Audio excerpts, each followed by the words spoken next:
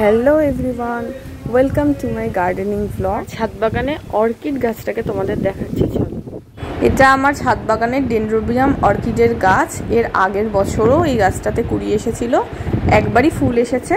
তোমাদের সাথে এই ছবিটা আমি শেয়ার করছি। খুব ভালো করে লক্ষ্য করে দেখেছি, এই ফুলটায় রাতের বেলা একটা গ্লিটারি শাইন দেয়। এটা কিন্তু সেন্টেড ভ্যারাইটির অর্কিড নয়, কিছু কিছু অর্কিডে খুব সুন্দর গন্ধ বের হয়। এই ফুলটায় আপাতত আমি এখনো অবধি সেরকম কিছুই লক্ষ্য করিনি। এখানে দুটো কালারের অর্কিডের গাছ এই একটা পাত্রেই রয়েছে। আগের বছর সাদা রঙের একটা অর্কিডের ছোট্ট একটা চারা এনেছিলাম, সেটাকে আলাদা করে আর রিপোর্ট করা হয়নি। অযত্নেই এই অর্কিড গাছে প্রত্যেক বছর ফুল আসে। অর্কিডের জন্য বৃষ্টির জল খুবই উপকারী, তবে মাঝে মধ্যে এনপিকে স্প্রে করলে গাছের গ্রোথ খুব ভালো হয়। যেহেতু নারকেলের ছোবায় প্রচণ্ড পিঁপড়ে হয়, আমি নারকেলের ছোবাটাকে অ্যাভয়েড করেছি, সেজন্য নারকেলের ছোবাটাকে ছাড়িয়ে এইটার মধ্যেই আমি রিপোর্ট করেছিলাম।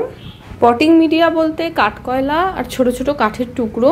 কাঠের ছোট ছোট টুকরো দেওয়াতে খুব সুন্দর রুট বাউন্ড হয়ে গেছে। যত রুট বাউন্ড হবে অর্কিডের ফুল তত বেশি আসবে। ভিডিওটা ভালো লাগলে চ্যানেলটাকে সাবস্ক্রাইব করে পাশে থেকো। Thanks for watching.